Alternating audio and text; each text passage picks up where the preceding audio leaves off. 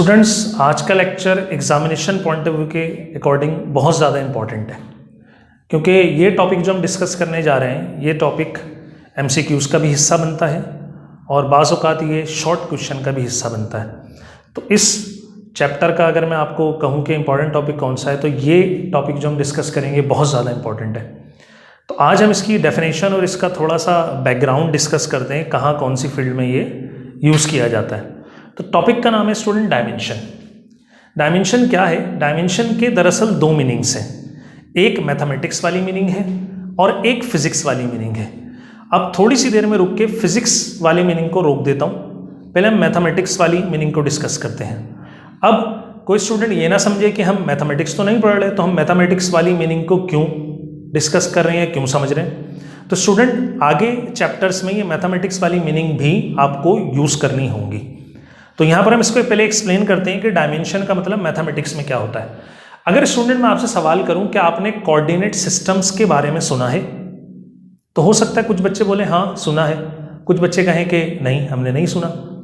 तो स्टूडेंट्स बिल्कुल आप कोऑर्डिनेट सिस्टम्स पढ़ के आए हैं। ये कोऑर्डिनेट सिस्टम क्या है मैं उस क्वेश्चन की डिटेल से बताता हूँ जो आप सब ने किया मैथमेटिक्स में।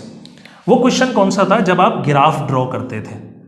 तो जब आप ग्राफ ड्रॉ करते थे स्टूडेंट्स, तो आप दो लाइन ग्राफ पेपर में मार्क करते थे।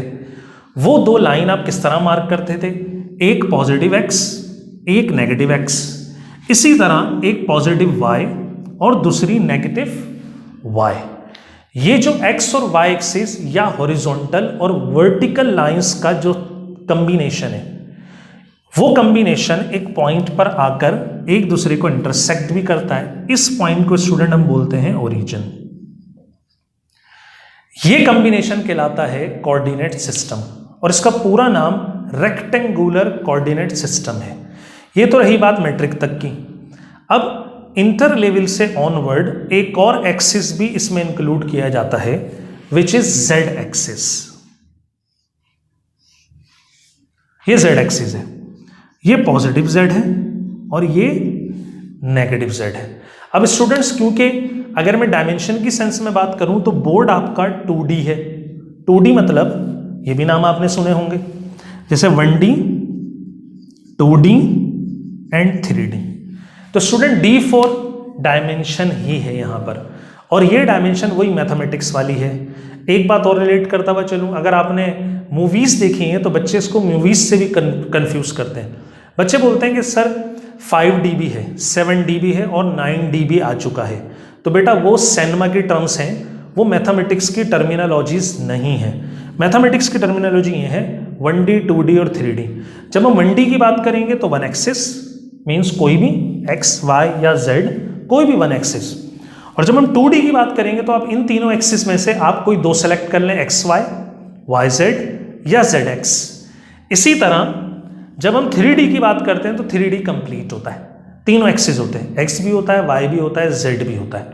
मैं थोड़ा सा और एलिब्रेट करूंगा इसको। ये तीनों एक्सिस आप किसी शेप में भी देखते हैं, जैसे मैं खड़ा हूं, ठीक है, या ये रूम है, इस रूम के अंदर भी तीनों एक्सिस हैं। अगर आप गौर करें हर एक्सिस के ऊपर लेंथ, विड्थ और हाइट होती है। अगर आप लेंथ बोलते हैं x एक्सिस पर है, तो आप इसकी हाइट बोलते हैं y एक्सिस पर, और इस रूम की विड्थ बोलते हैं कौन से एक्सिस पर? z एक्सिस पर। नाम की कोई कैद नहीं है, आप लेंथ, विड्थ, हाइट को किसी भी एक्सिस पर ले सकते हैं। तो इन रियल लाइफ ये तीनों एक्सिस एक ऑब्जेक्ट के अंदर मौजूद होते हैं। अगर आप जमीन पर लेट जाएं या बेड पर लेट जाएं तो आपकी लेंथ एक एक्सिस है, फिर आपकी जो विड्थ है वो दूसरा एक्सिस है, फिर आपकी जो जमीन से ऊपर की तरफ हाइट है ये तीसरा एक्सिस है। ये एग्जाम्पल है बहुत बेहतरीन इसको समझने के लिए।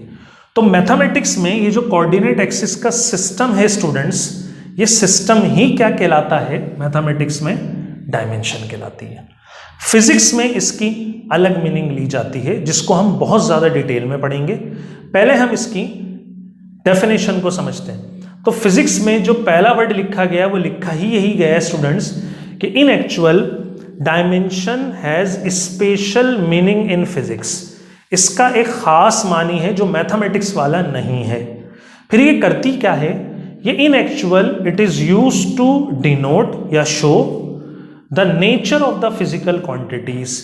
ये फिजिकल क्वांटिटीज की नेचर बताती है कि उनकी नेचर क्या है। जैसे एक एग्जाम्पल कोट करेंगे, फिर इसको डिटेल में डिस्कस करेंगे। एग्जाम्पल में मैंने लिखा metre, kilometre, miles, centimetre, ETC। अगर आप गौर करें ये सब की सब यूनिट्स हैं। किसकी यूनिट है? लेंथ की। आप कोई सी भी यूनिट लें, लेकिन जो क्वांटिटी की नेचर होगी वो स्टूडेंट्स चेंज नहीं होगी, वो लेंथ रहेगी। ठीक इसी तरह अगर मैं एक और एग्जांपल कोट करूं, अगर आप मास की एग्जांपल ले लें, ग्राम, किलोग्राम या मिलीग्राम, आप कोई सी भी यूनिट में मास को डिस्कस करें तो मास की नेचर मास ही रहेगी। ये तीनों यूनिट्स जो नेचर बताएंगी वो क्या बताएंगी क्वांटिटी की, कि वो मास है। इसी चीज को शो करती है फिजिक्स में क्या चीज? डायमेंशन। अब हम इस डायमेंशन को इंशाल्लाह नेक्स्ट लेक्चर में डिटेल में डिस्कस करेंगे।